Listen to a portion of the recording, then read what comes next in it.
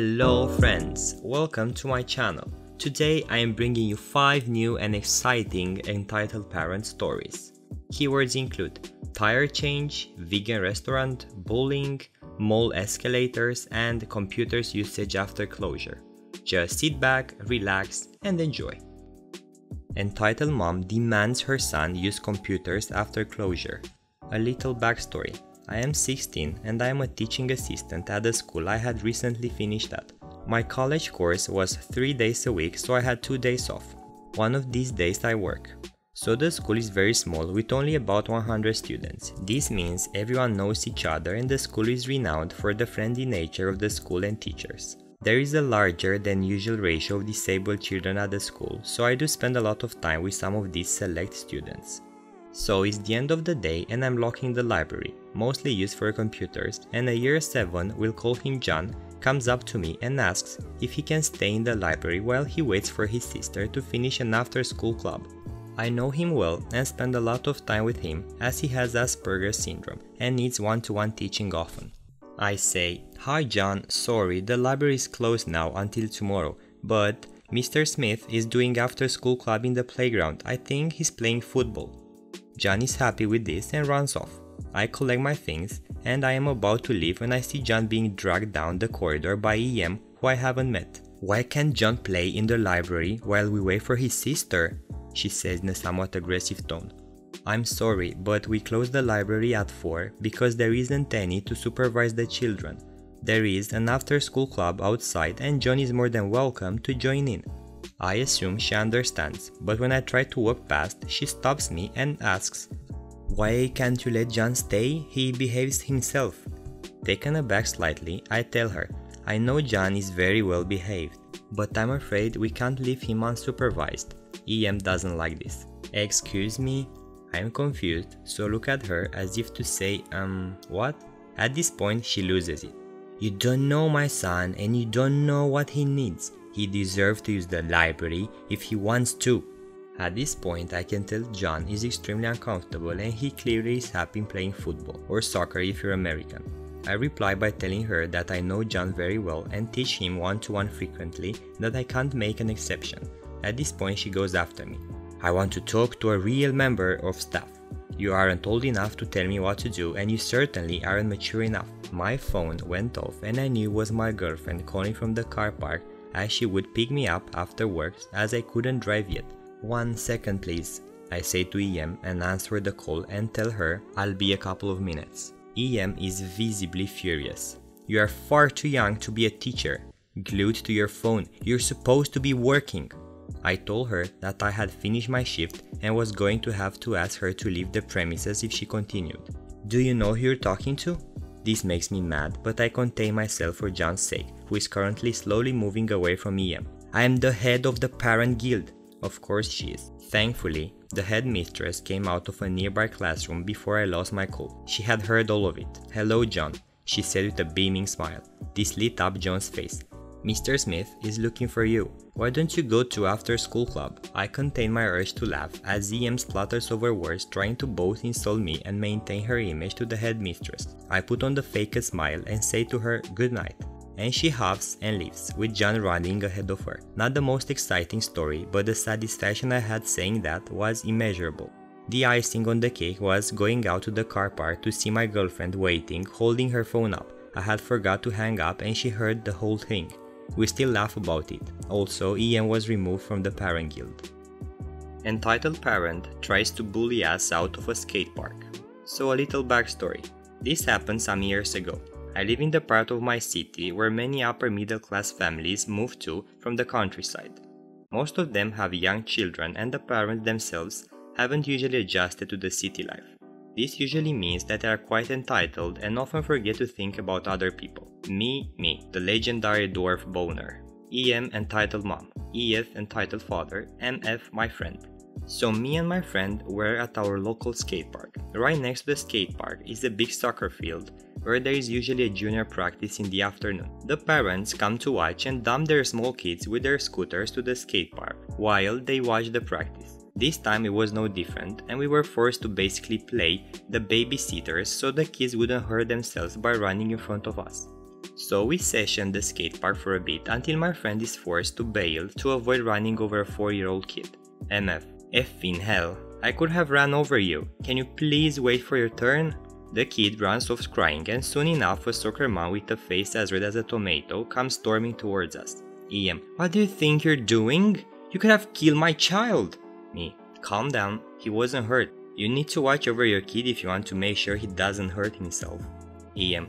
You are older than him, so you should make sure he keeps safe here. Me. Everyone here is doing stuff at their own risk. This is a skate park, not a daycare, and we are not about to go on nanny duty. EM. Yeah, there is the playground right next to the skate park. Go drop your kid over there. EM. No, my kid wants to play here, and now he is crying because of your reckless attitude. I'm going to call the cops to get you removed from here right now. So the EM goes to the side and seems to start calling someone. While she's on the phone, the kid's dad starts power walking towards us and grabs my BMX. EF. Your kids need to leave. This is no bike park, and you made my little buddy cry. He starts jerking the bike from me, and we are getting pretty scared. This dude is like 6.4 feet and we are just two 16-year-old kids. MF.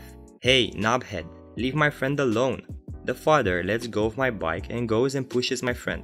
My friend gets on his feet and we run away. So a couple of weeks later, the mom brings the family bikes for repair to the bike shop I work at. Before my co-worker goes to help her out, I tell him that she's the mom from earlier I had told him about.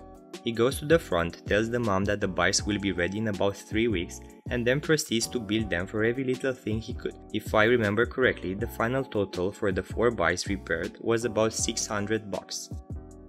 We're in a 100% vegan restaurant, so my son should be able to eat a McDonald's hamburger here. A little bit of backstory. My sister owns a 100% vegan restaurant in Sitges, Spain, near Barcelona, and the restaurant's name is Spice Garden, for those who are wondering. She told me this story of a EM and EK coming in there to eat. When they come in, they seem like normal people. A waiter hands them the menus and they start looking at them. Sometime later, the waiter comes back and asks if they're ready to order. Here's how the conversation went. W. Waiter. Are you ready to order, ma'am? EM. We can't find anything tasty on this menu. W. Oh, I'm sorry to hear that. Is there a way I can help? EM. Well, I was thinking I could get some burgers from McDonald's and come here to eat them since we're here. W. I'm sorry, ma'am. You're not allowed to take outside food with you into restaurants, and this is a vegan restaurant, so it wouldn't be good either way. You can leave if you'd like. EM. Excuse me? I'm your client, so I can eat what I want here. How dare you tell me not to do that? W. Ma'am, please don't argue. As I said, this is a vegan restaurant and you're not allowed to bring outside food. If you don't leave in the next minute, I will be forced to call the police. EM and EK leave the restaurant. I am still weirded out to this day as to how would that EM have the audacity to eat meat in a vegan restaurant. I'm pregnant. Change my car tire. This happened many moons ago, back in the mythical era of 486 computers and Doom 2. Flashback to me as your normal teenage self walking to school and running late. I walk past a woman apparently changing a flat tire on her car.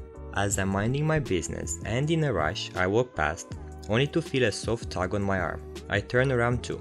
I'm pregnant and you need to change my tire, she says, thrusting a tire iron into my hands. Now my skill set was firmly in software, not hardware. I could disassemble, reassemble and program a PC, but cars were not in my usual repertoire. Yeah, okay, sure. I'm not that asshole that's going to turn down a genuine need for assistance. As she had somehow managed to get it on a jack, I figured it out easily enough.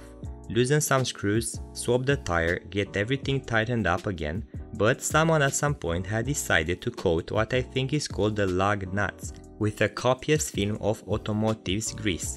So naturally I get grease on my hands and shirt, but otherwise get it done. I unjack and pack all her tools back in her trunk. She then, wordlessly, hops in the car and speeds away. No thank you, no, would you like a lift or even a bowl of soap and water to get the filth off me? I'm just basking in the electric entitlement of the toaster of good while meeting the bathwater of self-interest. As I'm hopelessly late and only a block from home, I return so that I can wash out and look presentable when I do arrive at school. only to be yelled at by mom for stopping to render aid to a pregnant woman. I guess no good deed ever does go unpunished. Entitled mom confused about escalators.